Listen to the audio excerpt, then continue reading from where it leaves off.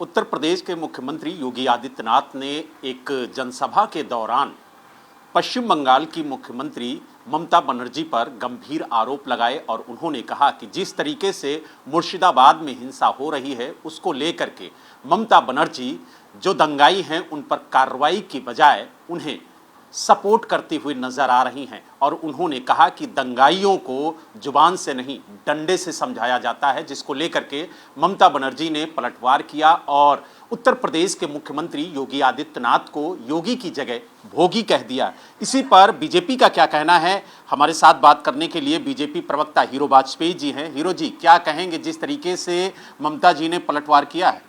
देखिए, वही बात जो लगातार आदरणीय योगी आदित्यनाथ कह रहे हैं कि दंगाइयों को ममता जी का सपोर्ट है।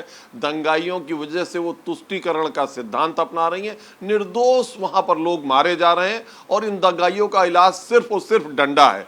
भय भी है, घबराहट भी है, और एक तरफ तुष्टीकरण और एक तरफ हिंदू की हितों की जो या हिंदू मानसिकता या आप कहें हिंदू जो हमारे देवी देवता, हमारे संस्कार, हमारे धर्म, हमारी धार्मिक पद्धति, पूजा पद्धति, हमारे जो मठ है, हमारे उन मठों के मठाधीश, उन पर हमला करने से भी ममता बाज नहीं आ रही है। उन्होंने कहा योगी जी भोगी हैं। मुझे लगता है कि इससे निर्लज्ज हिंदू हिंदुस्तान में हो नहीं सकता। ममता जी को क्षमा याचना करनी चाहिए। हाँ, ये भय जरूर है कि योगी जी का मूवमेंट होगा बंगाल में और ये दंगाई जो है ठीक किए जाएंगे। ऐसा नहीं है कि ये दंगाई इस तरह से निर्लजता से जो वहां की सरकार है वो निर्दोष लोगों पर हमला होते देखती रहे और देश में लोग उस पर कुछ ना बोलें। ये सही बात है कि योगी जी के नाम से एक भय की लहर दंगाइयों में आती है और वो लहर ममता जी तक पहुंच गई, इसीलिए उनके मुंह से इस तरह के शब्द निकलने लगे।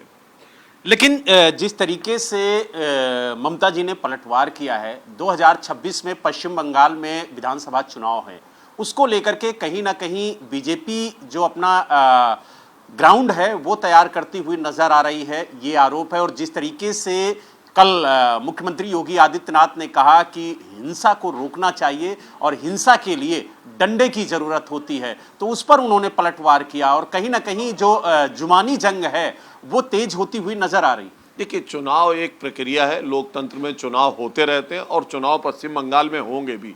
ममता जी घबराई हुई हैं, बहुत उनका जो शासन है उसके प्रति लोग असंतुष्ट हैं, पर यह बात इस तरह से नहीं माननी चाहिए। तमाम निर्दोष लोगों की हत्या, जहां भी दंगाई दंगा करते हैं, फ्रांस में तो योगी आदित्यनाथ चुनाव लड़ने नहीं जाएंगे। जब फ्रांस में दंगा हुआ तो वहां लोगों ने कहा यहाँ योगी आदित्यनाथ जैसे शासक की जरूरत है।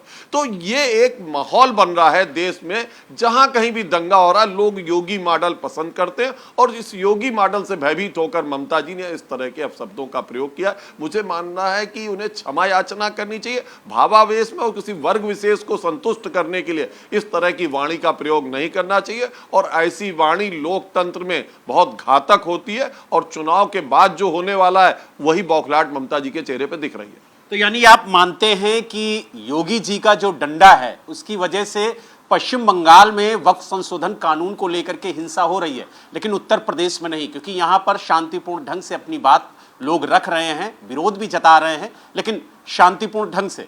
देखिए, लोकतंत्र में विरोध का स्थान है, लेकिन उससे सार्वजनिक संपत्ति, किसी की निजी संपत्ति, किसी का निजी जीवन नुकसान करने की आजादी उत्तर प्रदेश में योगी आदित्यनाथ सरकार नहीं देती। हर वो व्यक्ति जो दंगा में शामिल रहता है उस पर सरकार कठोर कार्रवाई करती। योगी जी ने एक ऐसा माहौल बनाया है जिसकी वजह से दंगा नहीं हो रहा है और दंगाइयों को जब तक सरकार का सपोर्ट नहीं होता दंगा नहीं होता है। ममता जी का सीधे सीधे सपोर्ट है वहां के दंगाइयों के साथ और मुझे लगता है लोकतंत्र के जो आगामी है उसमें निर्दोष जो है वो वोट की चोट से ममता को बाहर कर देगा।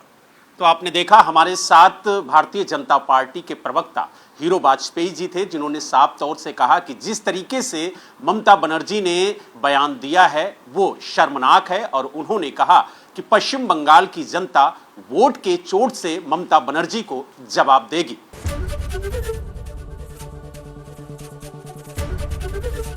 एबीपी गंगा, खबर आपकी, जुबान आपकी।